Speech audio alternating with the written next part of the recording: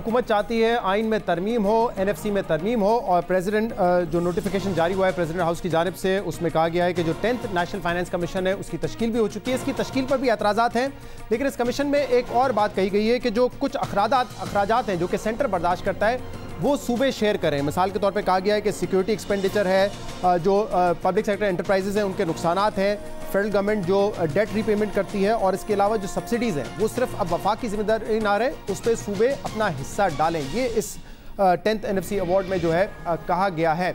इस पर मुख्तलिफ पार्टीज़ की हम राय लेते रहें। शाहिद खाकान अब्बासी साहब ने कल कैपिटल टॉक में ये कहा था कि अगर हुकूमत चाहती है कि सूबों से पैसा लेके वफाक को दे दिया जाए, अगर ऐसा हो भी जाता है तो कोई खास फर्क नहीं पड़ेगा, पाकिस्तान की मईशत पर इसका कोई असर नहीं होगा।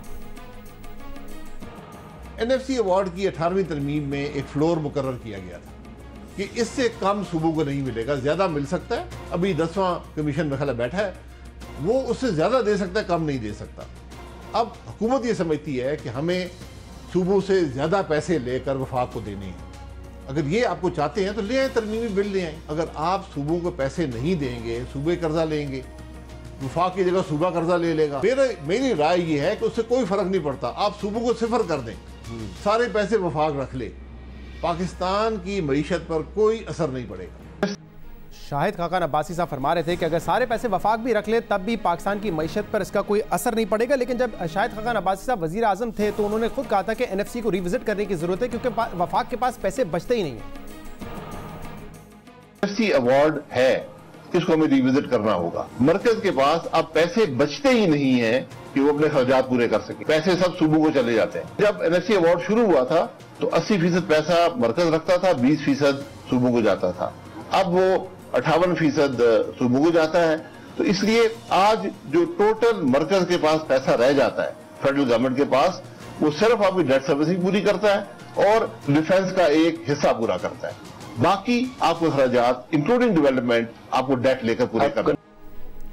तो 13 जून 2018 का ये स्लॉट था। हमारे साथ मौजूद हैं पाकिस्तान के साबिक वज़ीर आज़म शाहिद खाकान अब्बासी साहब। शाहिद साहब, बहुत बहुत शुक्रिया, आपने हमें वक्त दिया। कल आपने कहा कि कोई फ़र्क नहीं पड़ता, सारे पैसे वफाक भी रख ले, लेकिन जिस दौर में आप वज़ीर आज़म थे उसके बाद आपने ये कहा था कि वफाक के पास पैसे ही नहीं बचते, एनएफसी को रिविजिट करने की ज़रूरत है। क्यों यू टर्न ले लिया इस पर आपने? जी नहीं, यू टर्न नहीं है। यू टर्न तो इनका खासा है PTI का। मैंने ये जो आपने इंटरव्यू पहले दिखाया ये मई 2018 का है, और कल जो मैंने बात की उसमें एक गलती है, मैं उसको मानता हूँ। वो ये है कि कोई मुस्बत असर नहीं पड़ता। अगर वफाक सारे पैसे रख ले कोई मुस्बत असर नहीं पड़ेगा इकॉनमी पर। ये मसला था और है NFC अवार्ड का, जब आपके रेवेन्यूज़ ग्रो कर रहे हों। जब आपके रेवेन्यूज ग्रो कर रहे हैं तो उसके अंदर जो सूबों को एक अनड्यू एडवांटेज NFC अवार्ड में हासिल है। अब आपके पास 10th NFC अवार्ड आया है, क्योंकि जब हमारी हुकूमत थी तो हमारे 3 हुकूमतें हमारे ख़िलाफ़ थीं, 3 सूबे ख़िलाफ़ थे और एक सूबा हक में था। तो आज उन सब सूबों ने यू टर्न कर लिया है, बल्कि उस वक्त पंजाब भी हक में नहीं था। तो चारों सूबे वफाक के ख़िलाफ़ होते थे कि हमसे एक पैसा भी आप फालतू नहीं लेंगे, बल्कि अजाफी पैसे हमें देंगे। और जब भी कोई बात आई तो पंजाब ने ही उसमें थोड़ी कंसेशन दी और बाकी सूबों को हक मिल गया। अब हकीकत यह है कि हुकूमत बातें कर रही है कि हम काटना चाहते हैं सूबों को पैसे को। तो 10th NFC अवार्ड आपके कमीशन आपके पास है, उसमें आप ये फैसला कर लें। और अगर आप ये समझते हैं कि आइनी तरमीम चाहिए, उस फ्लोर को ख़त्म करना चाहते हैं, तो वो आइनी तरमीम ले आएँ, इसमें कोई हर्ज नहीं है। लेकिन अब मईशत की हकीकत बदल गई है। मईशत की हकीकत यह है कि आपकी ग्रोथ ख़त्म हो गई है, अब पैसे हैं ही नहीं, वफाक हो या सूबा हो। अब अगर आप सूबों के पैसे काट के वफाक को देंगे तो सूबा खर्चे कहाँ से पूरे करेगा?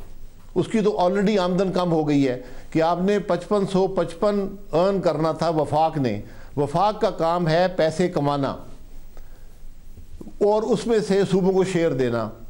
अगर वफाक नहीं कमाएगा तो सूबों की भी आमदन कम हो जाएगी, वो भी कम तनख्वाह पे काम करेंगे। लेकिन सूबों की आमदन तो भी कम होगी और वफाक अगर कम कलेक्ट करेगा तो वफाक के पास तो रिसोर्सेज और कम बचेंगे। लेकिन यहाँ पे ऐसा लगता है अब्बासी साहब कि जब आप वफाकी हुकूमत में होते हैं, आपसे मुराद कोई भी पार्टी वफाकी हुकूमत में होगी उसको ये चीज़ पिंच करेगी कि वफाक के रिसोर्सेज बहुत कम हो जाते हैं। अगर आप सूबाई हुकूमत में होंगे या ऑपोजिशन में होंगे तो शायद आप कंफर्टेबल फील करेंगे कि कम से कम मेरे सूबे को तो उतना पैसा मिल रहा है। जब पीटीआई के पास सिर्फ खैबर पख्तूनख्वा की हुकूमत थी तब वो भी तारीफ करते थे कि बड़ी अच्छी डेवल्यूशन हुई है। जी नहीं, वो बात दुरुस्त है, लेकिन मैं जो बात कर रहा हूँ ज़रा मुख्तलिफ है कि पैसे कमाना वफाक का काम है। अगर वफाक नलायक है, पैसे नहीं कमा सकता, तो अपनी नलायकी का असर सूबों पर नहीं डालना चाहिए।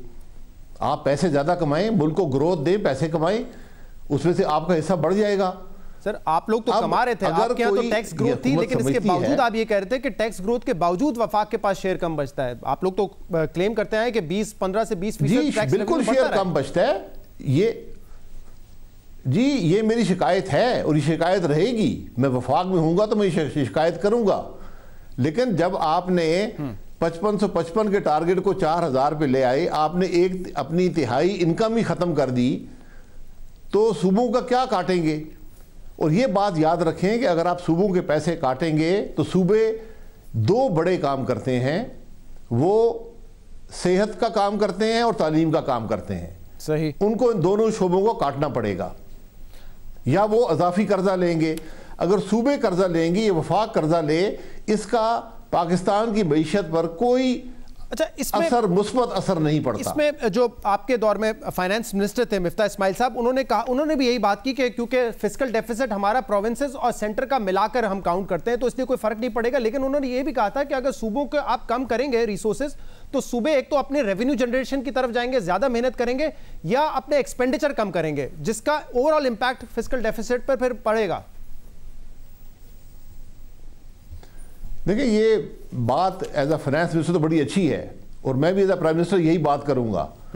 लेकिन हमने जब से ये तरमीम हुई, 18वीं तरमीम, तकरीबन 10 साल का अरसा गुजर गया है, तो सूबों के पास इख्तियारात हैं कि वो सर्विसेज के अंदर ख़ास तौर पे अपनी आमदन बढ़ाएं, लेकिन वो नहीं बढ़ा सके। वो परसेंटेजेस में तो बढ़ाते हैं, लेकिन उनको जो ज़्यादा आमदन है वो वफाक से मिलती है। और अगर एक इंडस्ट्री को या सर्विस को या किसी भी सेक्टर को अगर सूबा भी टैक्स करना शुरू कर देगा, वफाक कर रहा है, तो फिर वो सेक्टर वायबल नहीं रहता, फिर आपकी ग्रोथ रुक जाती है। तो ये एक बड़ा डिफिकल्ट बैलेंस है। तो बिल्कुल मैं चाहता हूं कि एक इस पे नेशनल डिबेट हो। सही, सूबे भी बैठे, गवर्नमेंट भी बैठे, अपोजिशन भी बैठे, सही, कि किस तरह आपने इस मसले को हल करना है। इसका हल ये नहीं है कि आप सूबों के पैसे काटने शुरू कर दें। अब्बास साहब, वैसे जो आइन है इस वक्त, आपने जैसे खुद कहा कि पिछले एनएफसी से कम शेयर नहीं दिया जा सकता सूबों को, लेकिन इसीलिए इस वक्त जो सामने आया है डॉक्यूमेंट, उसमें तो ये कहा गया है कि कुछ अखराजात जो हैं वो शेयर कर ले सूबा, यानी कि जो सेक्टर जो स्टेट ओन्ड एंटरप्राइजेज हैं, जो डेट रीपेमेंट्स हैं, जो सिक्योरिटी अखराजात हैं, वो शेयर कर ले सूबा। और गालिबन इस किस्म का प्रपोजल आपकी जानिब से भी दिया गया था 2015 में, कंसेंसस नहीं हो पाया था उस वक्त भी इस बात पर। तो क्या आपके ख्याल में ये मुमकिन है कि डिविजिबल पूल में आने से पहले कुछ अखराजात वफाक कर ले और फिर डिवाइड किया जाए 57.5% शेयर जो सूबों का है? देखें, जब आप ये मामला लेकर आएंगे ना, फिर आपको हल भी बताएंगे। हुकूमत अपना मामला ले आए ना, अपना हल ले आए, अपना असेंबली के अंदर ले आए, हम हल बता देंगे। ये हल नहीं है जो हुकूमत बात कर रही है। ये वो हुकूमत है जो एनएफसी, जो 10th एनएफसी कमीशन है, उसको भी नहीं बना सकी। उसके अंदर भी कुछ 10 गलतियां हैं, जिसका आज सिंध की हुकूमत ने बड़ा सीरियस नोटिस लिया और ख़त भी लिखा है वफाक को जी। तो बिल्कुल हल मौजूद हैं, लेकिन वो मुस्तकिल हल नहीं है, और जो हुकूमत कह रही है वो बिल्कुल हल नहीं है। हल मौजूद हैं, आइन के अंदर रहते हुए, 18वीं तरमीम की जो अमेंडमेंट थी उसके अंदर रहते हुए भी हल मौजूद हैं। हुकूमत अपनी राय ले आए, उस पर डिबेट हो जाएगी। लेकिन ये बात याद रखें, बुनियादी जो बात है, अगर मुल्क में ग्रोथ नहीं होगी तो कुछ भी नहीं होगा। मुल्क को ग्रोथ दें, और हमने 5.8% दी थी, आज 2 से कम है। ये फ़र्क है सारा। सही है अब्बास साहब, इस पर पहले शेख रशीद साहब का स्टेटमेंट आया कि अगर नैब में जो तरमीम करनी है उस पर नून लीग की बात मान ली जाए तो नून लीग 18वीं तरमीम और एनएफसी पे बात मान लेगी। अब तो तज्जिए भी हो रहे हैं। आज भी एक सीनियर सहाफ़ी हैं, उन्होंने ये लिखा है कि बहुत जल्द आप देखेंगे कि एनएफसी और 18वीं तरमीम पे पीपल्स पार्टी और नून लीग मान जाएगी। और नीचे उन्होंने फिर वो लिखा हुआ था, 2 खबरें डाली हुई थी कि नैब केसेस दोबारा खुलने शुरू हो गए हैं। नवाज शरीफ साहब को भी तलब कर लिया है केस में, एक केस में जरदारी साहब को भी तलब कर लिया है, शहबाज शरीफ साहब के असासों की भी फिर जांच पड़ताल हो रही है। तो क्या ऐसा कुछ है, क्या दबाव डाला जा रहा है इस वक्त नून लीग पर, पीपल्स पार्टी पे, क्या आप एनएफसी पे राजी हो? देखिए, मेरी राय वजीरों को ये है कि अपने शोबे से ताल्लुक़ रखें। जो रेलवे चलाता है वो रेलवे चलाए, जिसने कोई और चीज़ चलानी है उसको चलाए। अगर ऐसी कोई बात है, अगर आपने यही अपोजिशन को दबा कर वोट लेने हैं, इसका मतलब है कि आपकी दलील कमज़ोर है, आपकी बात में दलील नहीं है कि आप अपोजिशन को डरा धमका कर आईनी तरमीम करना चाहते हैं। ये तरमीम मुल्क के हक में नहीं होती। क्या आप ऐसा महसूस कर रहे हैं, क्या ये हालात है, क्या डराया धमकाया जा रहा है आपकी सपोर्ट किसी किस्म देने के की लिए? कोई सौदेबाजी जी हमसे हुकूमत ने कोई बात नहीं की। डरा धमका तो हमको 2 साल से नहीं है, डरते हम इनसे है नहीं। अल्हम्दुलिल्लाह हमारे हाथ भी साफ हैं, हक की बात करते रहेंगे। और कोई सौदेबाजी नैब की अमेंडमेंट और 18वीं तरमीम की जो शिकें थी उनको ख़त्म करने में नहीं होगी। नैब के ऊपर हमारा वाज़ेह मौक़िफ़ मौजूद है, हुकूमत के पास भी है, कौमी असम्बली के पास भी है। उसको करना चाहें तो कर दें, नहीं करना चाहें तो हुकूमत भुगत लेगी, क्योंकि हुकूमत नहीं चल रही। जब तक ये नैब इस तरह मौजूद है हुकूमत नहीं चलेगी। जहाँ तक आइनी तरमीम का ताल्लुक है, 18वीं तरमीम को एक तरफ छोड़ दें। 18वीं तरमीम में ऐसी शिकें हैं जो अल्लाह ना करे इस मुल्क में आप कभी तब्दील करें, ये आपका मुल्क तबाही की तरफ जाएगा। वही हालात जो हमने 1970 में देखे थे। 18वीं तरमीम ने इस मुल्क में पार्लिमानी निज़ाम को मजबूत किया, जो सूबों और वफाक का बैलेंस था उसको बहाल किया, तो वो शिकें तब्दील नहीं होगी। एक दफा फिर हम देख रहे हैं कि हुकूमत की तरफ आईन से के अंदर मौजूद है। अब्बास साहब, हुकूमत की तरफ से एक मरतबा फिर बयान आ रहे हैं कि शहबाज शरीफ साहब मुश्किल में पड़ने वाले हैं। कल राना सनाउल्लाह साहब ने कहा कि वो मुश्किल में है, गिरफ्तारी आपकी हो सकती है, शहबाज शरीफ साहब की हो सकती है। आप लोग तो कह रहे थे, अपनी पार्टी में बता रहे थे कि हमारे मामला तय हो रहे हैं, फिर सबकी रिहाई भी हुई है। तो ये वापस अचानक से प्रेशर कहां से आने लगा है? हुकूमत भी बात कर रही है, नैब भी मुतहरिक हो रही है, ये क्या हो रहा है, ये किस वजह से हो रहा है?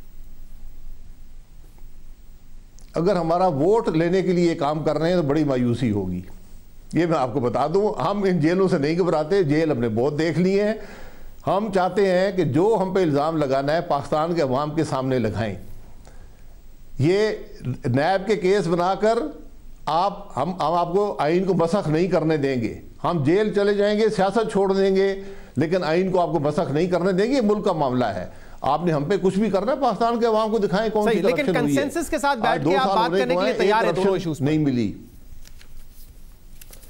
हम हर वक्त दोनों इश्यूज पर नहीं, हुकूमत हमने नैब के अमेंडमेंट की तरमीम दे दी है, वो अलहदा बात होगी। आपने आईनी तरमीम करनी है, आईनी तरमीम लेकर आ जाए, उस पर बात होगी। सौदेबाजी की बात करनी है तो पहले आईनी तरमीम की बात कर ले, नैब को पीछे कर दें, कोई बात नहीं है। सीधी सीधी मैं बड़ी सीधी बात करता हूं। वो तरामीम जो इस मुल्क में पार्लिमानी निज़ाम को मसख करेंगी, कम से कम शायद अब्बासी उसके हक में नहीं है। सियासत छोड़ दूंगा, ये काम नहीं करूंगा। अगर आप सूबों के इख्तियारात लेंगे, मैं सियासत छोड़ दूंगा, इसको वोट नहीं दूंगा।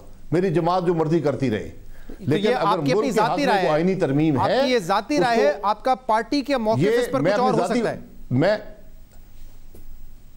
पार्टी का मौक़िफ़ कुछ और हुआ तो मैं उसका हिस्सा नहीं हूँगा। मैं आज आपको बता रहा हूँ, मैं पार्टी को भी बता रहा हूँ कि अगर ऐसी कोई सौदेबाजी हुई उसका मैं हिस्सा नहीं हूँ। अगर आईनी तरमीम चाहिए, उसके बिल को असम्बली में लाएं, उसको डिबेट करें, उस पर मौक़िफ़ आएगा, उस पर वोट पड़ेगा।